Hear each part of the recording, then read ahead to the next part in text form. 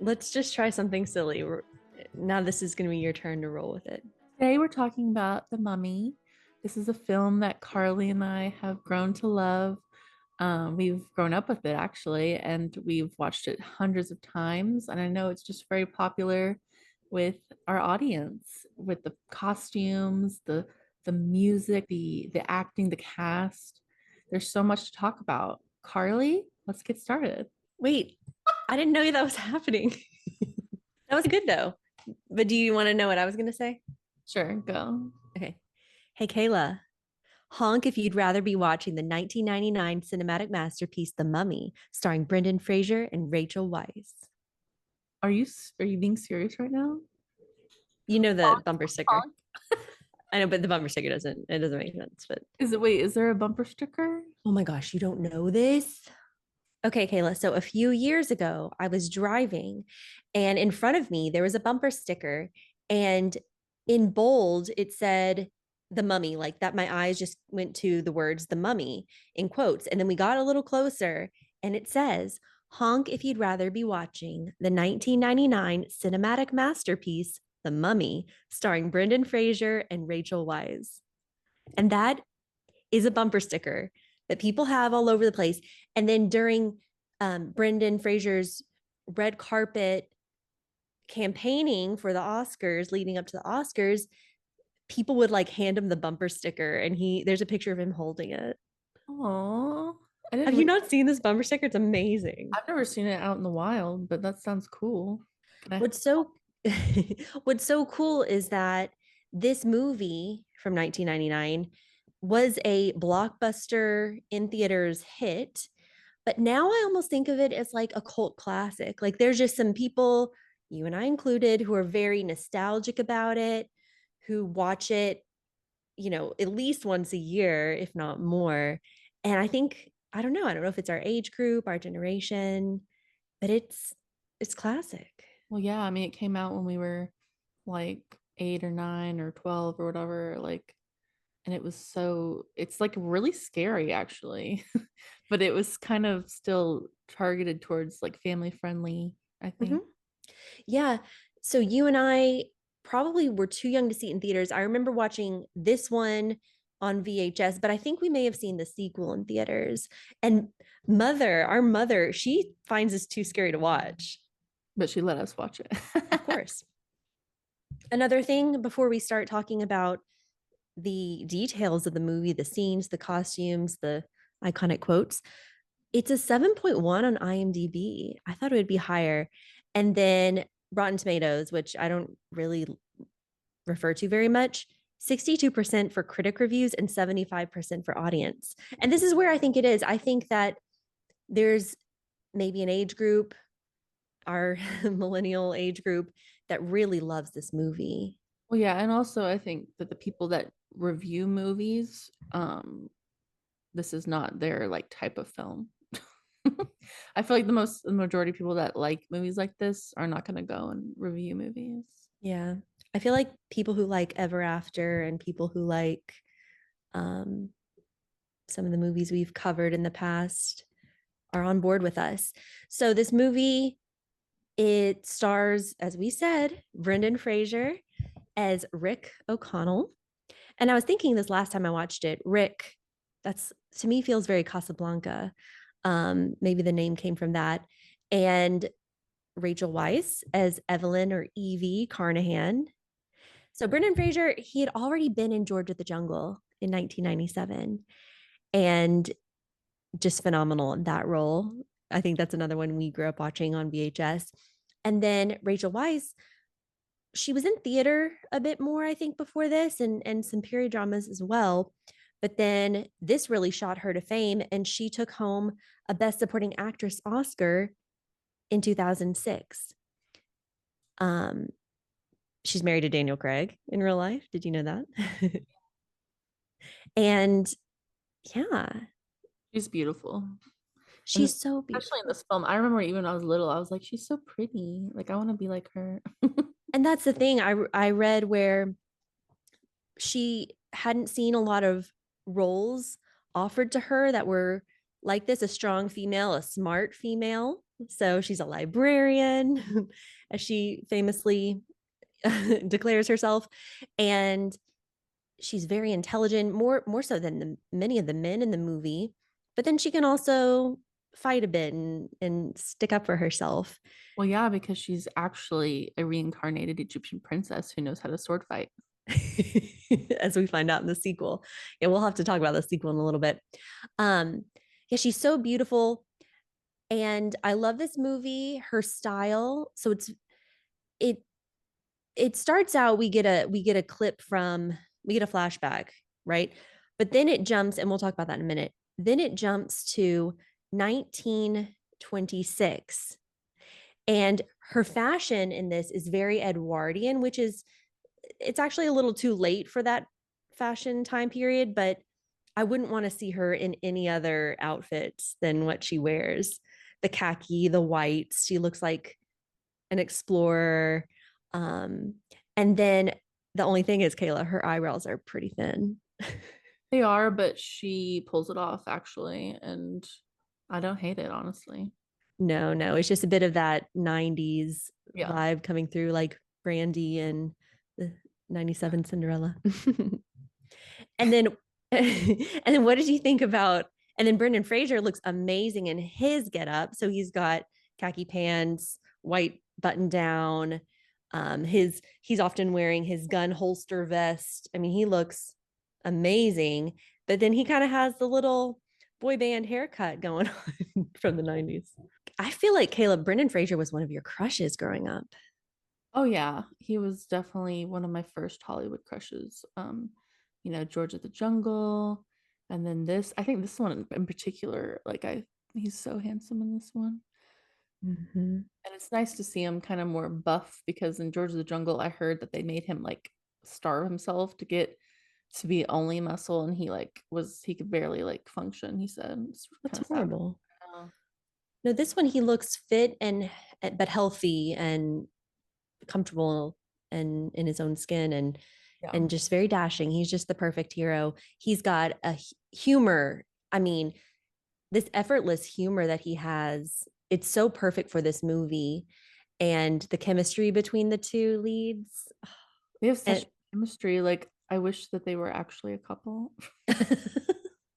well, no, she married James Bond eventually. And I think he has a lovely wife too, supportive wife. Yeah. But other actors in this movie, we can't not talk about Scottish actor John Hannah as the good for nothing brother, Jonathan. Love this actor. So, Four Weddings and a Funeral from 1994. But then we've also seen John Hannah in Kill. Did you ever see Sliding Doors with Gwyneth Paltrow? Yeah, I was gonna mention that if you didn't. I love him. I think he's very handsome.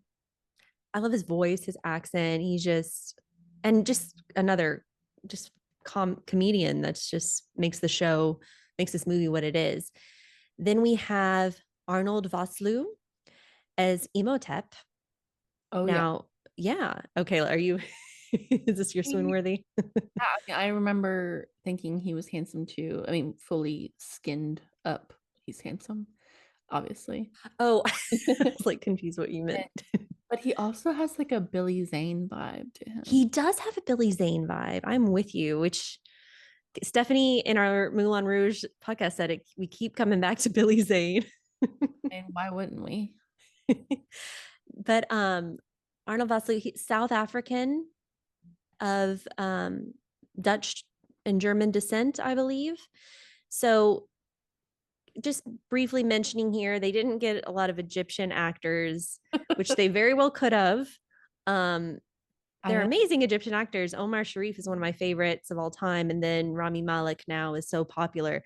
But okay, putting that aside now, I do love the cast. Oh yeah, I mean everybody loves this cast. It's they did their best with what they had. It was a different time in 1999. And then Patricia Velasquez, who plays Anak Namun, is Venezuelan.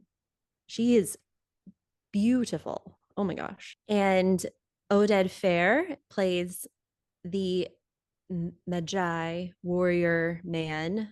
Oh yeah. Ardith Bay. Sorry, I always interrupt you when you like swoon. Well, Carly, I know that Carly swooned about over this character. Was I just like crushing on this one for a while Oh when I yeah, was younger? you left him. I'm sure you Okay, so yeah, so this is an Israeli actor, and so they're all over the globe here. Ardith Bay is his character name, but we don't hear that until the sequel. You just kind of know the character is just the guy kind of on the horse watching from afar, swoops in, and then famously the gigolo of Deuce Bigelow, male gigolo. I don't know if you've ever seen that movie, Kayla. Wait, who? Okay, this might have been too. You might have been too young for Wait, this. hold on. Kayla, did you look up Deuce Bigelow, male gigolo? Rob Schneider's in The Mummy? Oh, dead. The guy we're just talking about, who plays the Magi, Oh. he's the gigolo. Oh, He's the okay. guy that lends him his house, and he's like hanging upside down. And the last one I really want to call out before we jump into this, Kayla, actor wise, the guy who's in Titanic, Jumanji, Jonathan Hyde is the name of the actor, plays Dr. Alan Chamberlain. The guy that we keep seeing, we Oh, mentioned yeah. pops up in all the 90s He's movies. in all those 90s blockbusters. Mm-hmm. Speaking of, so this movie, The Mummy, was directed and co-written by Stephen Sommers, who wrote the screenplay and directed The Jungle Book 1994. It's the same creator. Oh, I can tell. I mean, it's got that same great vibe. And there's that same scene at the very end where the place is crumbling and they're trying to like that's the same. Yeah. Anyways, um, costume design by John Bloomfield, who did Robin Hood, Prince of Thieves from 1991 and Waterworld 1995. So The Mummy draws from a 1932 film of the same name, The Mummy, starring Boris Karloff, who played Imhotep. And there is sort of a resurrection theme in that movie too. But yeah, this movie is so unique. If you like Indiana Jones, you're gonna like this movie, I feel like. Rated PG-13.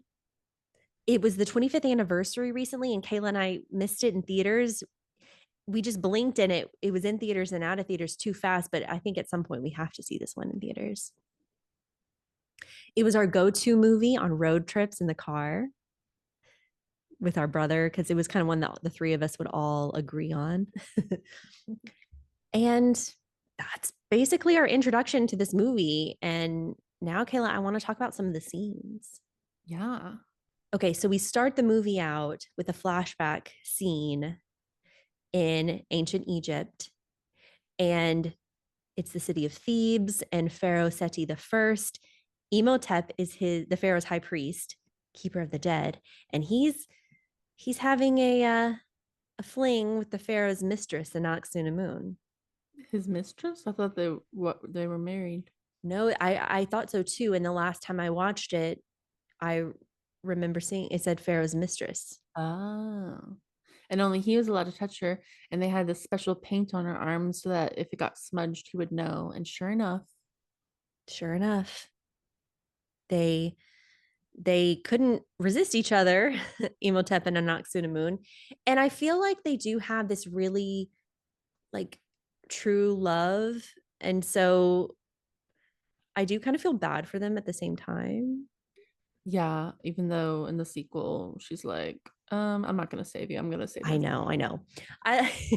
If you take this movie as a standalone, I feel like their love is very beautiful and like Yeah. they're torn apart. Like even I read that the actor Arnold Vosloo as Imhotep thought of it as like a Romeo and Juliet like love. Mhm. So I think that comes out in the way he portrays this role.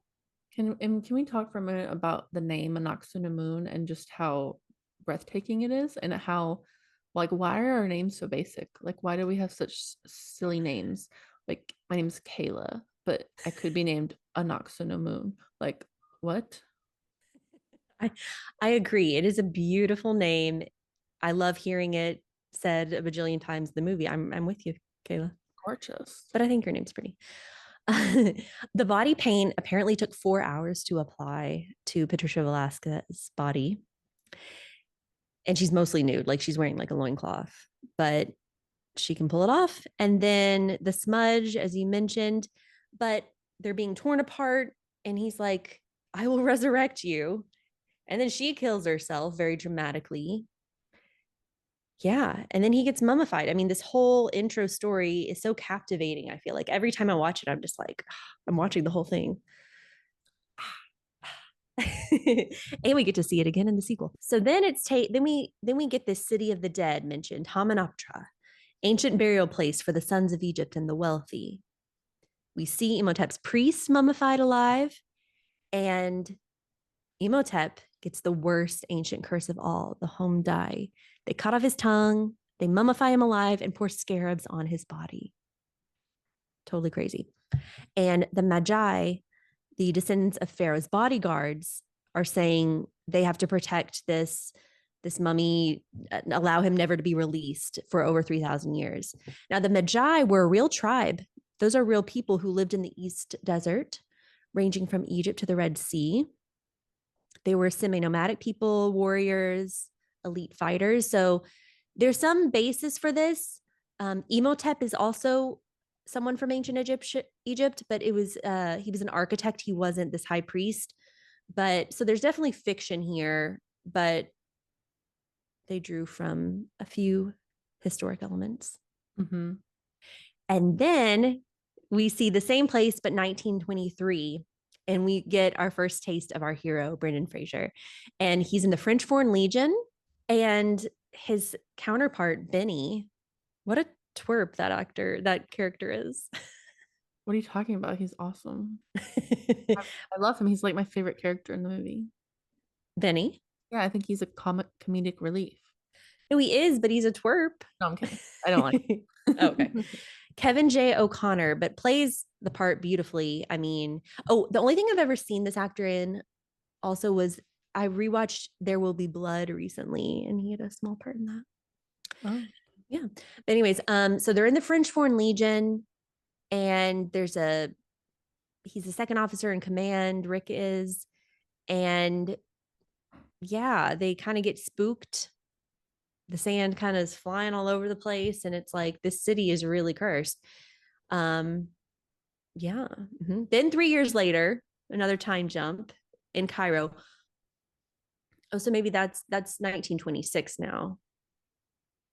And we get to meet our heroine, so Evie, in the Museum of Antiquities in Cairo. She's putting her books away on a very tall ladder in the library. This is just the best scene. I know, I love the scene. It's amazing. She's so clumsy. She's just talking to herself, trying to alphabetize things. There's the domino effect of the whole library, the bookshelves just falling in a circle. Apparently, they had to do it in one take. They needed to get it right in one take. So they had a 360 camera rig set up, and luckily it worked. Oh my gosh. Can you believe that? Yes. But and then at the end, she just kind of says, oops. And I read an article where she thought that was just the funniest line ever.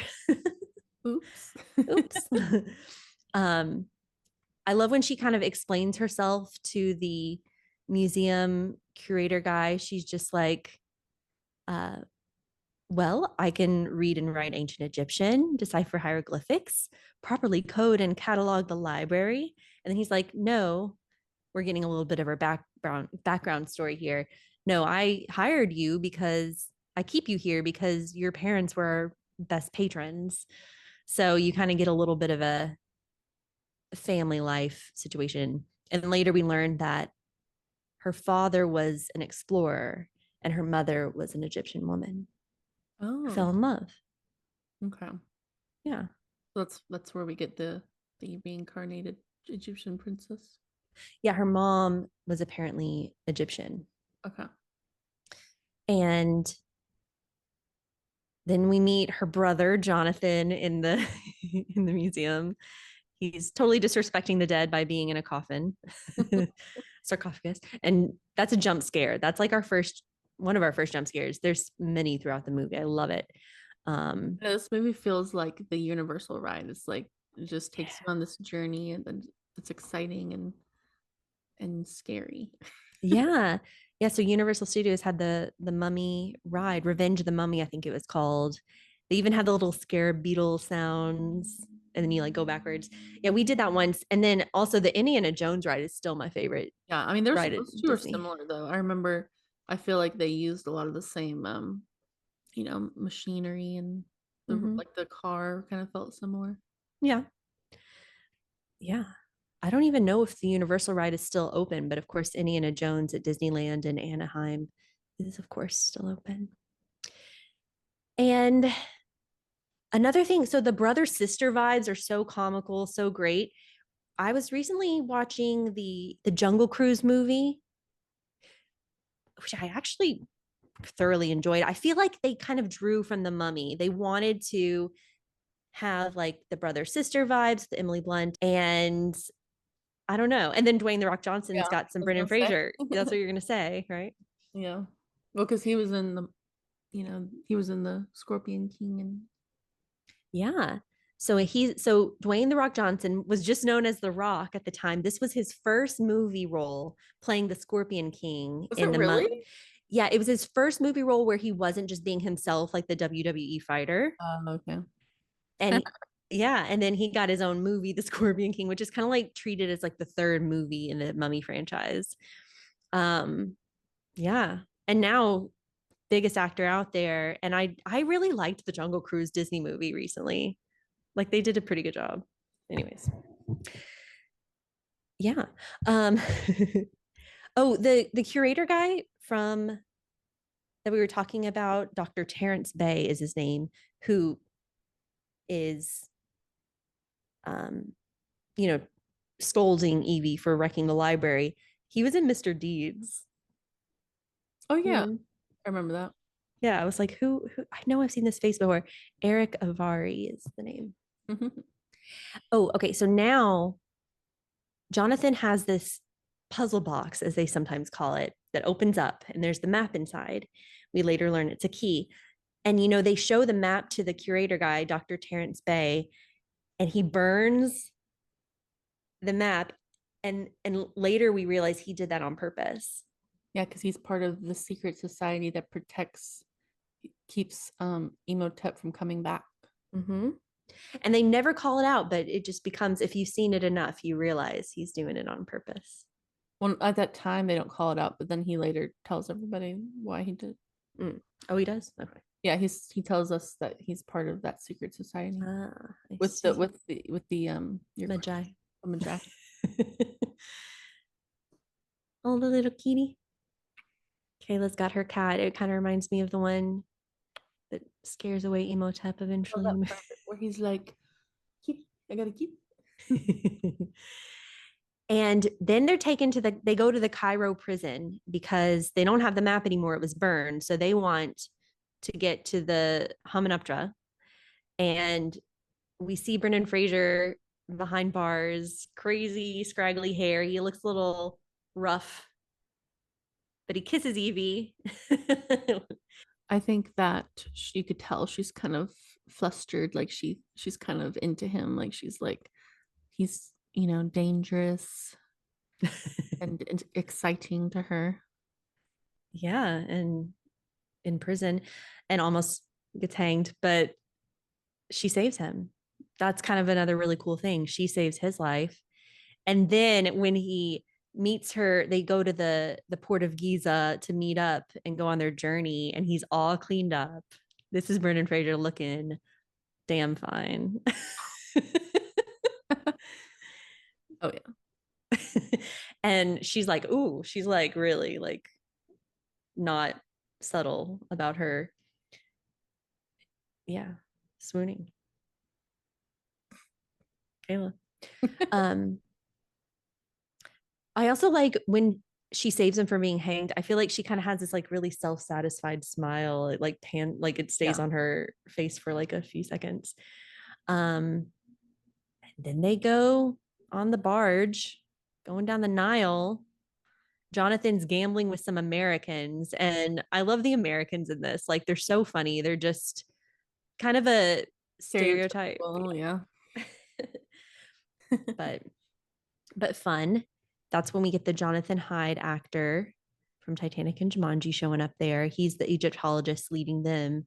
And then he finds Evie and she's reading a book and she's being so cute, very Belle like reading. And she's like, what do you think is out there? And then he's like, in a word, evil. And then she's like, why did you kiss me? Hoping to kind of, see if, oh, maybe he would say how beautiful she was. And he was just like, I was about to be hanged. Seemed like a good idea at the time. I know, that's so mean. He just doesn't get it. He didn't get it at the time. He's not What did a I do? Yeah, he's kind of rough around the edges. Yeah. We see Benny showing up again. Your favorite character, little weasel. I think if he were an animal, he'd be a weasel, right? You know what I mean. And and then it's like Evie in her nightgown and she's just trying to brush her beautiful hair and she's like just thinking about the kiss still. She is swooning over the kiss. Well, yeah.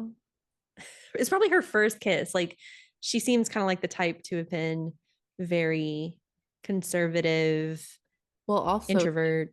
also they're destined to be together because he is a reincarnated bodyguard to the Egyptian princess, and they were meant to be together.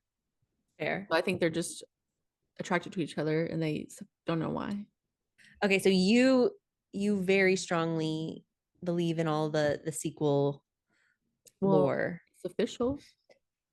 canon, if you will. Yes. And no, that's right. That's a good phrase, canon. I looked so offended when you said canon because I was Yeah. like, oh, how No, but dare no, you? no, canon is good. Like Star Wars canon is like what's fact. Okay. It That's what sounded I'm it sounded like an insult, but no. let's No. move on. Okay. Um, yeah, so the sequel, by the way, side note, The Mummy Returns was the day after The Mummy was released and already a big hit, they like greenlit the sequel. The sequel's only 2 years after the first one, which Yeah. is pretty crazy. It has the same cast. It's great. Okay. After that, it's a lost cause. But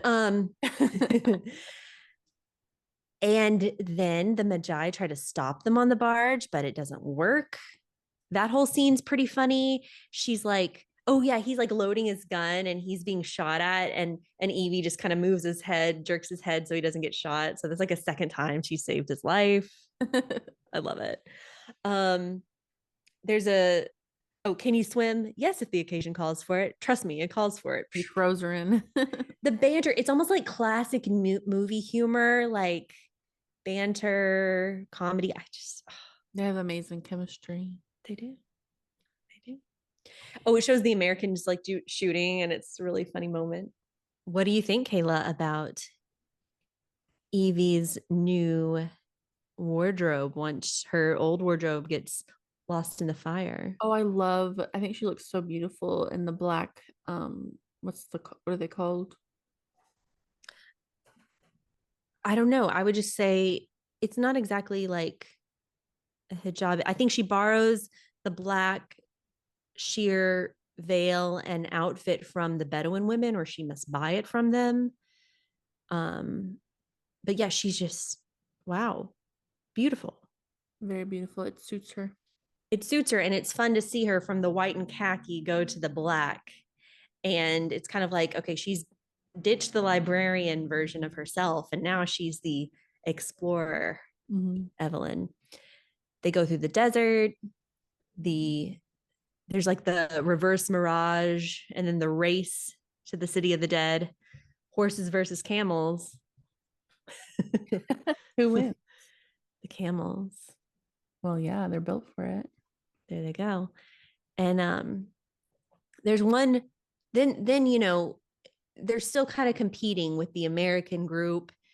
And at one point, the Jonathan Hyde character, who always seems to play like a bad guy, says, they're led by a woman. What does a woman know? And it's just like, I'm gonna slap him. Well, it cuts, and then after that, it cuts to her like knowing all these things about the the monuments and everything, and it's just like ugh, he doesn't know what he's talking about. Yeah. And the mirror trick, the mirror light trick, Yeah, which is so cool. I love that. Is that also in the Jungle Book 1994? I think it is. That's so funny. Um, I love the scenes by the fire where Rick and Evelyn are kind of like flirting now. She gets drunk and that's when she says, I may not be an explorer or an adventurer or a treasure seeker or a fighter, Mr. O'Connell, but I'm proud of what I am. And what is that? I am a librarian.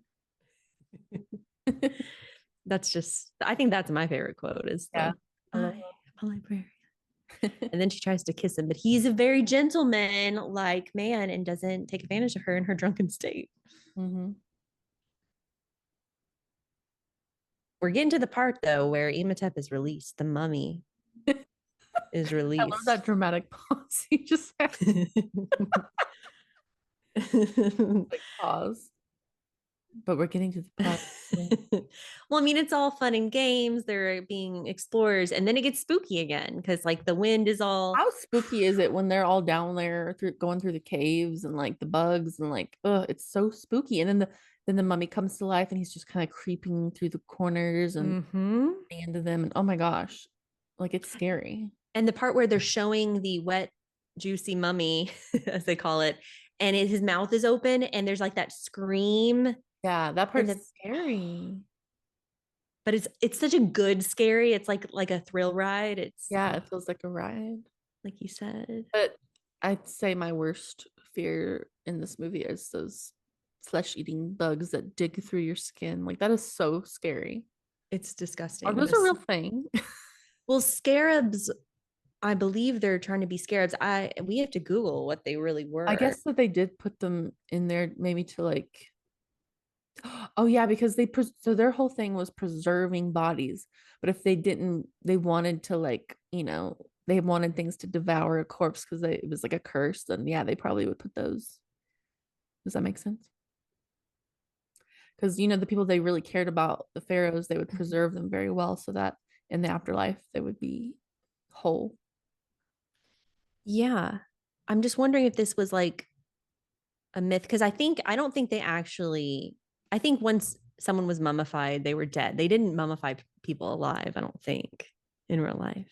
This article is saying that the scarabs in the mummy are based on real life dermestids, which are actually harmless scavengers in nature. I think this is the flesh eating aspect is not real. Okay, so two large scarabs wrapped in linen and in very good condition were found inside a limestone sarcophagus with a vaulted decorated lid. So let's see here. So there has been some found in them, so they're kind of drawing off that maybe. Yeah. Okay. Who who's to know exactly the purpose, but I don't think they were flesh eating. okay, let's move on. Let's move on. Okay. So, yeah, so the mummy, he kind of takes one of the Americans' eyes and tongue from him, which is also a terrifying scene, kind of snuck up on them.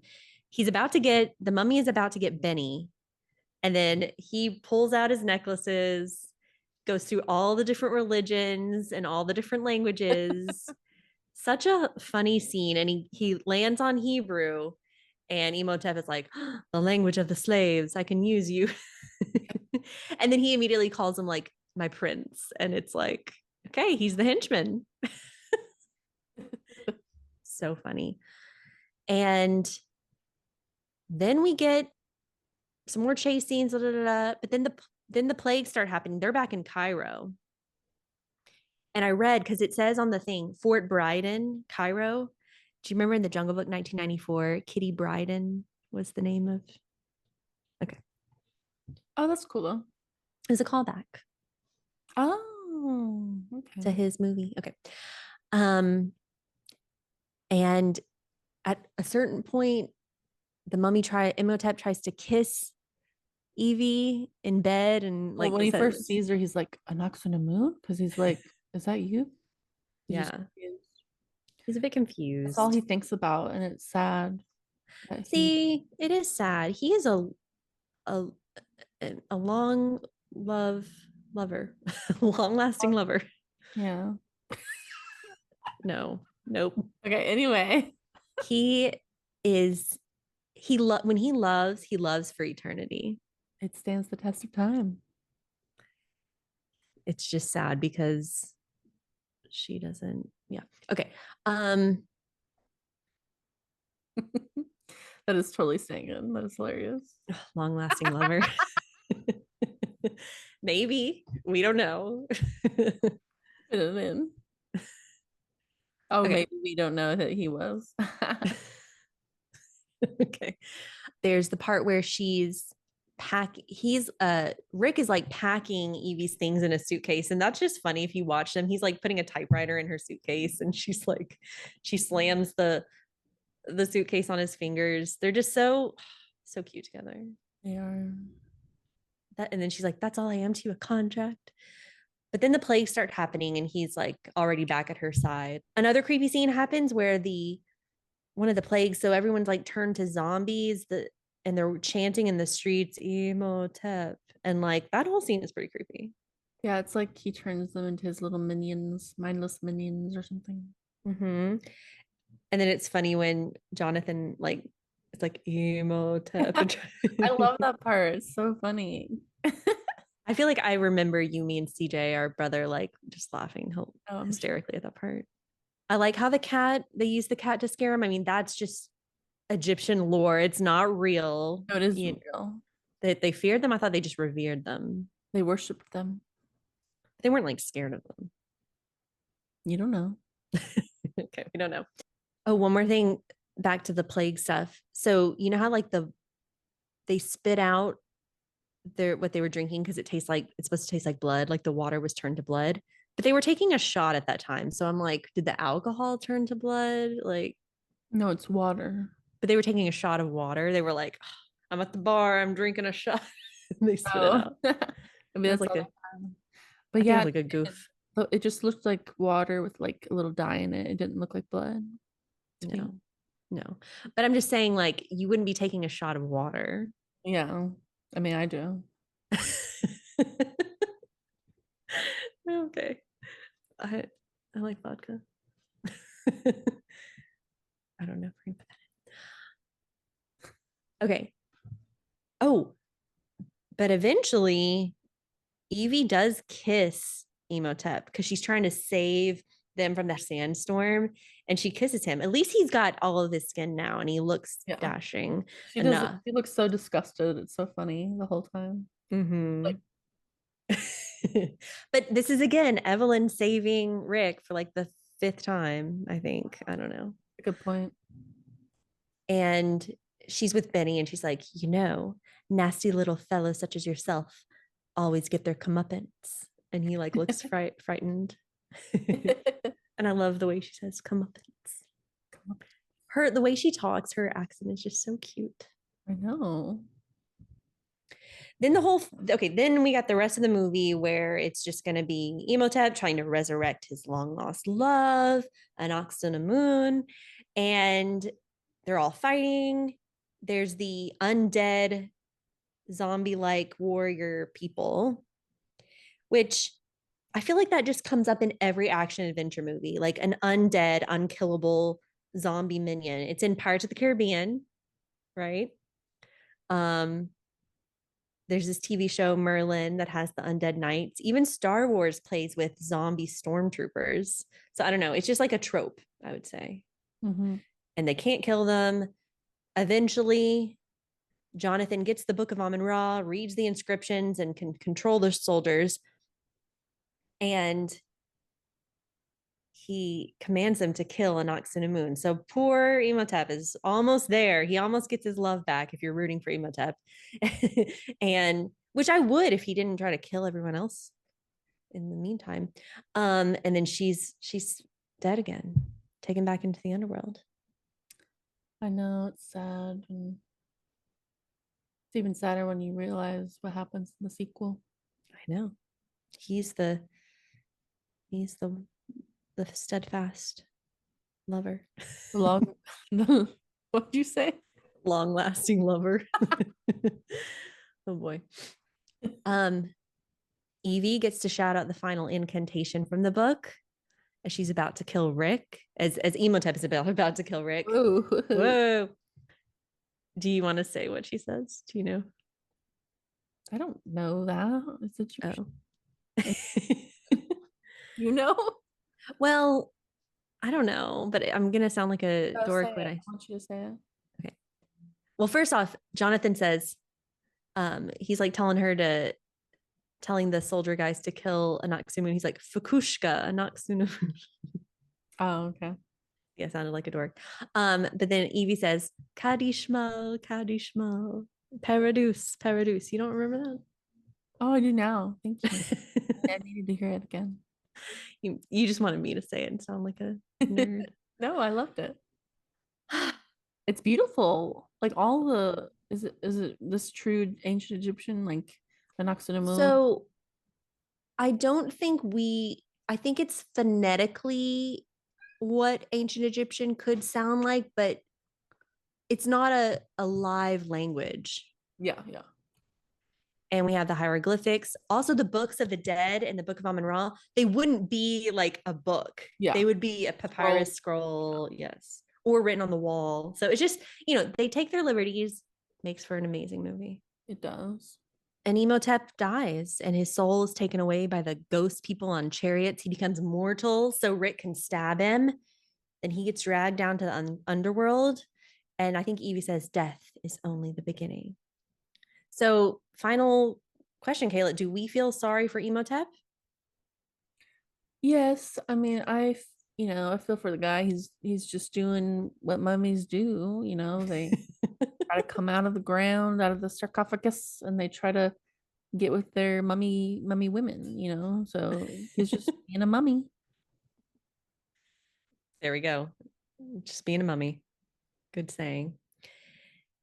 This is where we were saying it's like the Jungle Book 1994, where everything's crashing down on them. Sand is coming everywhere and crumbling. And Benny is trying to keep some of the treasure as the room is collapsing, very similar to the Jungle Book scene. And his greed gets the best of him. And I think uh I think he does end up he does get one bag of treasure on the camels so that when the heroes get free and ride away in the sunset, they do leave with some treasure. They don't I leave know, empty like it handed. kind of glistens. But also I think in the sequel, I feel like that's how they get a lot of their wealth and stuff because in the sequel they're in this big house with, all these treasures around them. And I feel like that's because of Benny. So thanks. There we Thanks, go. Benny. Thanks, little weasel. Um, and there's one more jump scare at the end when the Magi guy puts his hand on Jonathan's shoulder and he thanks him and he says that they've earned the respect of his people. He definitely shows up later in the next movie. And the ending is so romantic. They're riding away on the camels. Rick and Evie are like, or Jonathan says, I guess we go home empty handed again. And he's like, I wouldn't say that. And it's like such a romantic ending. I know they're so cute on the camel together and they ride off into the sunset. Their Beautiful. treasures. They're each other's treasure. So the sequel, as I said, Mummy Returns 2 years later, but it takes place 10 years later. They've had a son. Evie has eyebrows now. But Rick still has his boy band haircut. Cute little, parted in the middle. I just love it. Kayla, do you remember the MTV Movie Award parody? No, Just yes, I wanted to bring this up because I have memories of this as a child in the early 2000s watching the MTV movie. movie awards and I loved that. I remember laughing so hard at watching that. And we found it recently, didn't we? Yeah, it's on YouTube. It's very blurry. It's hard to Yeah. kind of make out the faces, but Jimmy Fallon is Rick and he has the hair, which by the way, my friend Ashley calls it a butt cut because it's like anyways. Um and then Kirsten Dunst is Evelyn and she's got a black wig on, but she actually looks good with dark hair. And Snoop Dogg is Izzy driving the balloon. I love it. It's so iconic of the early 2000s. It really What a is. time. What a time. And oh, and Ardith Bay, so the Magi guy is in it. And He's oh, so Jimmy, funny in it. he's so funny. And Jimmy Fallon keeps trying to get him to wipe his, he's like, you have something on your face. It's a good time. So funny. So just a few more things for the movie. As far as sequels go, it's a decent sequel to a movie.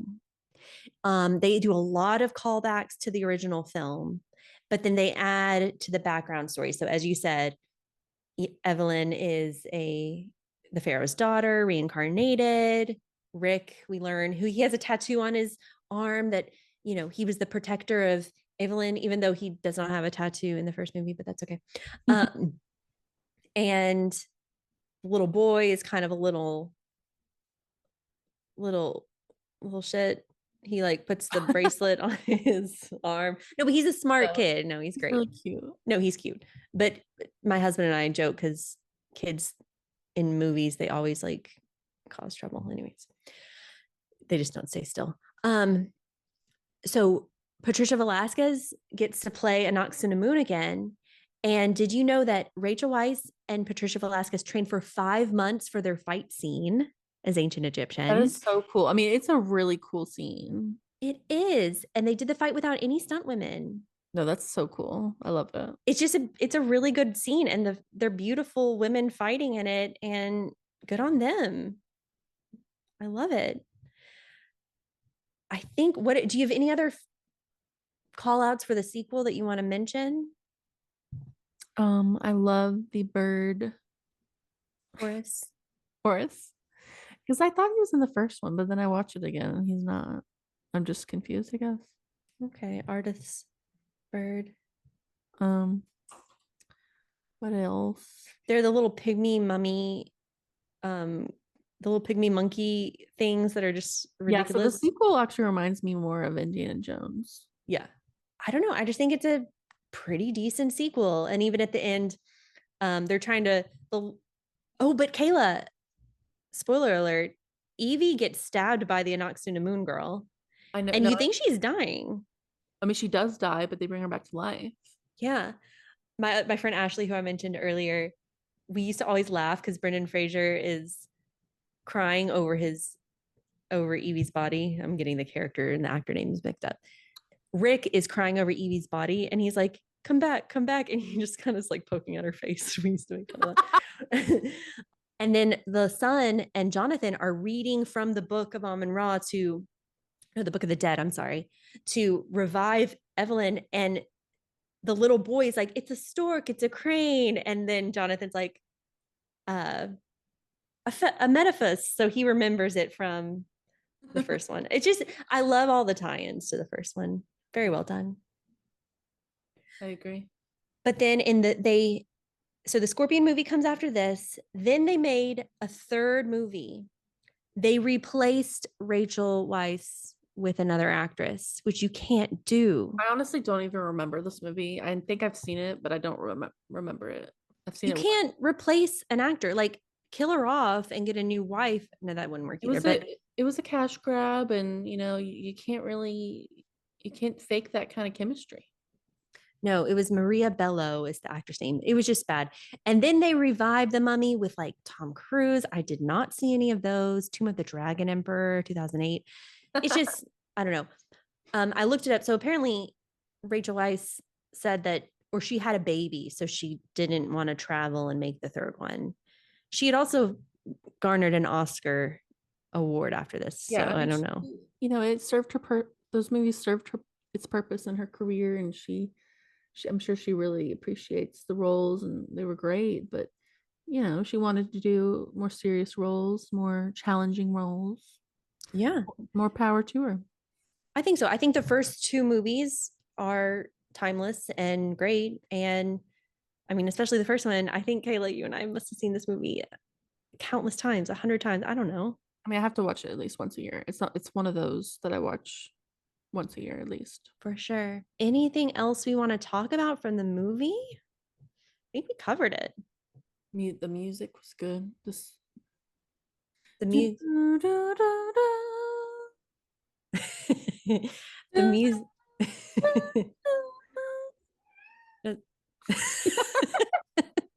Your cat likes you singing the music She really score does. of Whenever the I sing, mummy. she like looks at me and she runs up to me. She loves it.